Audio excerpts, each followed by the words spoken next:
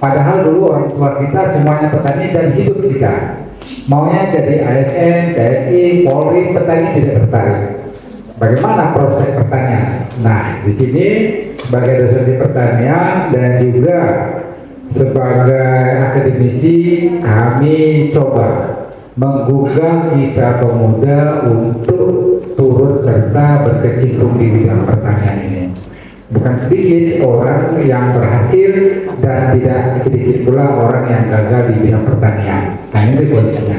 Kata mereka, orang ini belum berpengalaman, baru selesai. Pengalamannya hanya di kampus saja. Kalau kampus-kampus yang baik mungkin praktiknya bagus. Tapi kalau kampus-kampus yang standar, dia kurang. Kedua, kenapa milenial ini ditolak di perusahaan-perusahaan? Banyak mengeluh. Sarjana merasa S1 gaji mau besar, tapi setiap hari mengeluh. Tidak mensyukuri.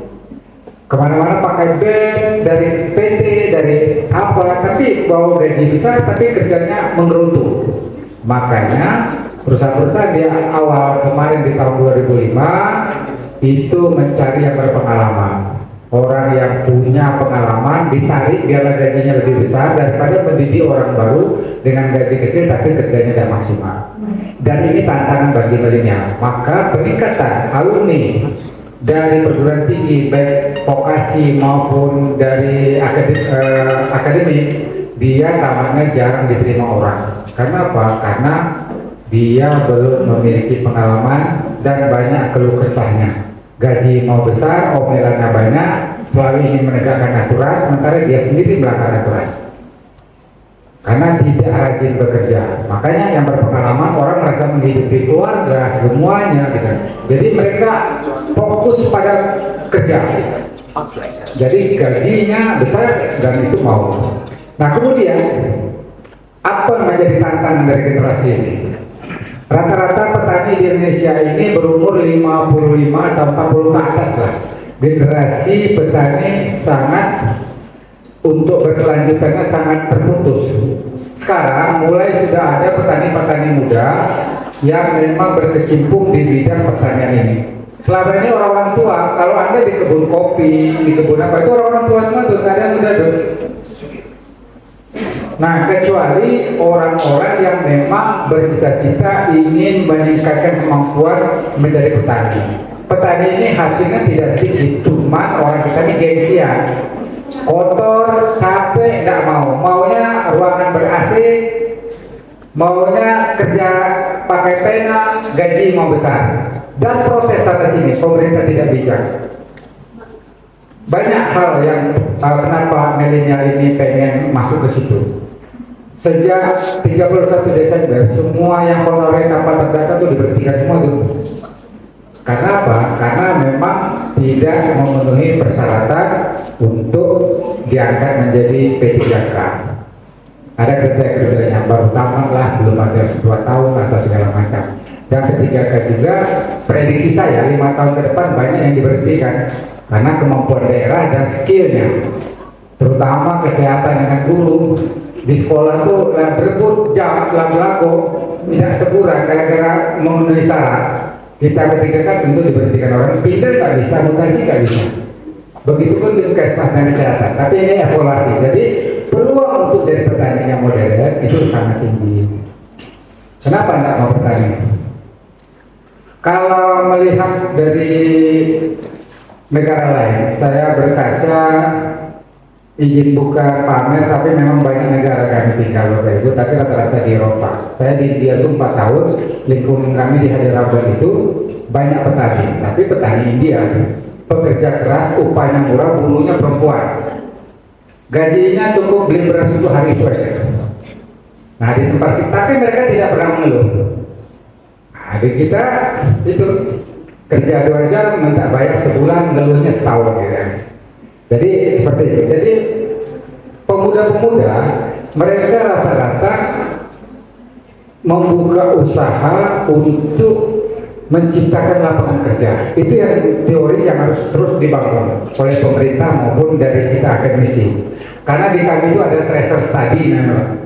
Proses tadi itu menjaring output luaran alumni kami ini kerja di mana. Misal banyak daya tampung dengan peminat tidak berimbang. Contoh bahasa Inggris, saya ini orang bahasa Inggris Pak. Satu, bahasa dua, forensik linguistiknya. Itu alumni bahasa Inggris itu, kenapa sekarang aktif itu sepi? Karena daya tampung peminatnya sudah tidak berimbang. Daya tampungnya 10, peminatnya 1000. Jadi pasti nganggur. Nanti alumninya dicek prestasinya bekerja tidak sesuai. Dari apa, dari aktif, jadi kerja di bank, kerja sales, buka usaha, kuliner. Nah ini tidak sesuai. Makanya nanti ke depan kita betul-betul harus mencari porsi apa yang harus cocok untuk kita anak-anak ini. Saya dulu sering memberi motivasi anak-anak untuk penerima beasiswa di luar negeri Pak. Kami sekolah 2 kali di 2 kali S2, 2 kali S3 semuanya sekolah beasiswa. Dan itu di luar banyak dan free, gratis, dapat uang saku. Di kita harus bayar. Kedokteran di Indonesia mahal, di luar negeri free, gratis. Gimana cara masuknya? Nah, diskusi lain yang kita lakukan. Kemudian potensi milenial, orang Indonesia ini angka produktifnya di atas 57,4% yang layak bekerja, bukan ketergantungan. Kalau di Jepang, di Korea itu orang tua yang lebih banyak. Anak mudanya berkurang karena angka kelahiran terus berkurang. Di Cina juga sekarang banyak angka produktifnya berkurang, tapi angka yang tuanya lebih tinggi. Dan pengusaha-pengusaha kalau di luar banyak anak muda di bawah 40 Bapak Ibu, jarang yang tua-tua. Termasuk di Korea. Kami tinggal di Korea 7 bulan. Belajar dan riset tentang kurikulum pendidikan, sekolah khususan di bidang pertanian diprioritaskan. Mereka memiliki 4 musim. Di Jeju Island itu ada winternya. Tapi kenapa dia terus untuk memenuhi kebutuhan pokok mereka tidak impor dari negara lain, dari China? Maka mereka menelurkan teknologi baru di pertanian. Baik, next. Tren inovasi dalam pertanian modern. Nah sekarang saya kasih contoh Pak, kami ini tidak bertani masih muda, tapi apa nih? Lahan sejengkal tidak ada, modal zero, kemampuan tidak ada. Apa yang kami lakukan? Duit nak banyak, bekal aja lah. Ada juga bisa dulu. Tapi yang jelasnya kalau kita ada kemampuan, tapi tidak punya lahan, tidak beli pupuk, nah bisa didiskusikan. Lahan tidur banyak, program Polri ini terlalu lahan tidur, kita mengelolanya. Pupuk nanti diajukan melalui kelompok tani ke pemerintah daerah. Bisa saja dibantu ya, bukan pasti dikasih, dibantu jika memang ada tanamannya. Kalau kebun tidak ada dan minta bantuan, maling nama itu. Banyak itu. Kemudian teknologi banyak. Sekarang teknologi okulasi, nanti Pak Basuni jelaskan. Teknologi spek itu. Kami pekebun juga sekarang. Dulu belum pernah bertani. Semenjak 5 tahun lah. Saya pulang dari Rusia itu 2022, balik itu langsung jadi petani. Sekarang nanam pokas di Rusia. Ada beberapa yang memang dapat jadi buyer, dapat jadi tempat menempatkan ekspornya. Itu nama berkebun lah, galuh panjang ceritanya. Nah, salah satunya berbasis teknologi agribisnis itu. Kami ada jurusan S1 Sains Kopi, dari mulai menanam sampai menghasilkan, nanti tamat diikutkan kompetensi untuk barista. Kalau dia buka kafe, dia punya tahu anak-anak buahnya karena dia memiliki kompetensi itu. Bagaimana cara mengekspor impornya, bagaimana cara menanamnya, sistem pakan, klonnya apa, robusta, arabica atau sereksa atau apa gitu di sini. Nah dia paham di bidang itu. Jadi kalau Anda paham, Anda ikut orang dulu kerja, nanti berusaha sendiri. Bukan hanya berkebun, tapi bisa jadi penyuluh pertanian, konsultan pertanian gitu. Jadi tidak harus berkebun. Kemudian apalagi pengelolaan hasil pertanian, output luarannya. Misalnya kalau durian dibuat lempu, jangan tempoyak itulah. Tapi ada lempu, ada olahan lain. Banyak nangka J33, nangka madu kata kita itu dibuat keripik dan harganya mahal. olahan terusannya. Itu bisa kita anak muda, sebanyak sekarang anak-anak jualan online, yang tamat kuliah nganggur jual online, jual baju, jual apa, dan peluangnya tinggi. Kita hasil pertanian ini kita olah, tes apa, tapi kita wawasannya luas. Jangan orang kalau di Indonesia ini orang jual bakso kalau jual. Ada di dusun kami buat tempe kalau dusun gitu. Es oyen kalau gitu. Kita cari, kita buka, kita apa. Makanya kafe itu saya kasih jangan sampai sama dengan orang. Menunya tidak apa-apa. Kita bisa beda. Yang penting price-nya low, budgetnya harganya murah. Karena kita mau pelajari pasar. Kalau tempat kita tinggi, di Starbucks itu 52.000 satu gelas kopi. Kita tidak terbeli itu. Anda pernah di hotel itu 50.000. Pernah di hotel sini orang waktu ikut wisuda, numpang kopi di situ dibayar 50.000. Walau mahal, dia kami 5.000. Tapi beda kopinya. Nah ini peluang-peluang bisnis itu. Kemudian untuk ekspor, bukan hanya kopi, bukan hanya aren yang bisa kita ekspor, banyak yang untuk bisa kita ekspor. Orang ekspor tadi tempat kita bisa jagung itu bisa tahan lama, jagung ayam kita bisa ekspor. Bagaimana cara mencari buyer? Cara mencari buyer itu apa? Pembeli dari luar. Bagaimana sistem karantinanya? Kalau untuk panganan ini hasil pertanian kita tidak ada pajaknya. Kalau saya ekspor kopi ke Malaysia itu free, tidak ada zero pajaknya, no, tidak ada. Bahkan dapat subsidi. Nanti ada cekernya situ, tukang ngeceknya barang itu ada nggak? Tapi perlu modal. Nggak mungkin orang nak beli itu dikirimnya kalau duit. Nanti siapa tahu batu yang dikirim ke situ. Jadi ada berapa persen dulu, 15%, 30%, nanti baru kita sudah barang sampai baru dia bayar. Baik, next. Tadi di tempat kita masih kurang Bapak Ibu. Digitalisasi ini maksudnya kalau ada produk turunan dari produk lokal atau apa, digitalisasi salah satunya membuat website, memasukkan ke Shopee, memasukkan ke Tokopedia. Itu nggak sulit, gampang aja. Bagaimana caranya? Mudah. Datang ke OTP diskusi nanti kita buatkan cara motonya, cara apanya, nanti kita bisa jual. Price-nya berapa, harganya berapa, ada nggak jaminannya gitu. Nah produk itu terdata nggak?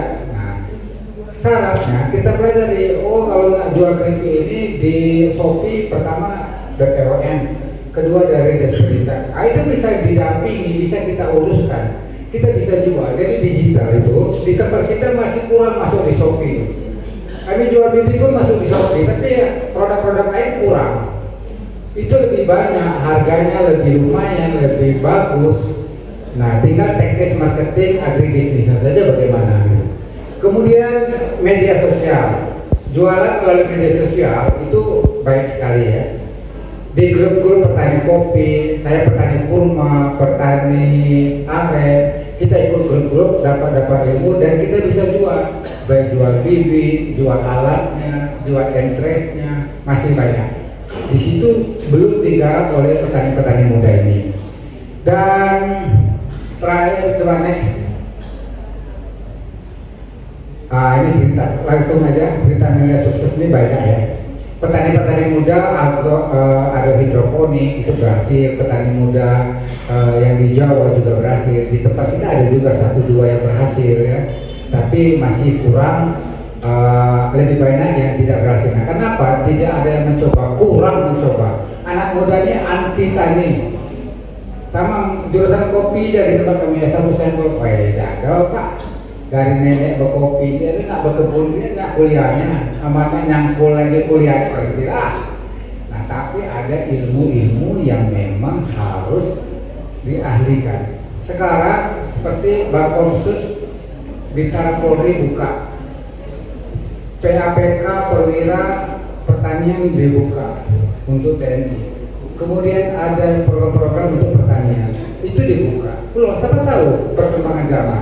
Ternyata pemerintah lebih mengutamakan bidang pertanian untuk ketahanan pangan, mendukung program Laster Cita di poin kedua. Dan terakhir, next, strategi membangun pertanian berkelanjutan.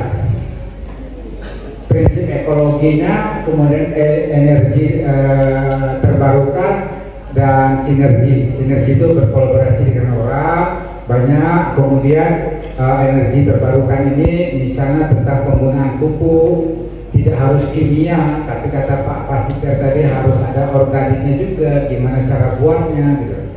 Sebenarnya banyak, apa pakai pupuk organik cair atau pupuk organik padat, POC, POP, tidak harus kimia. Kimia juga banyak yang palsu. Kami berapa kali diminta untuk mendeteksi pupuk palsu. Kebetulan di lab kami itu bisa mendeteksi kandungan, misalnya NPK, nitrogen fosfat kalium itu 16, ternyata dari kemasan tertulis 16, faktanya tidak 16, cuma 3. Ini katanya nggak palsu, memang unsurnya ada, tapi kecil, tidak sesuai dengan kemasan. Fosfatnya cuma 5, seharusnya 16. Kaliumnya 16, tertulis ternyata cuma 0, sekian. Jadi pupuk itu bukan palsu, tapi kadarnya tidak sesuai. Kita bisa deteksi itu. Baik, itu saja yang dapat saya sampaikan. Nanti berkembang, tanya jawab, silakan. Terima kasih. Wassalamualaikum warahmatullahi wabarakatuh.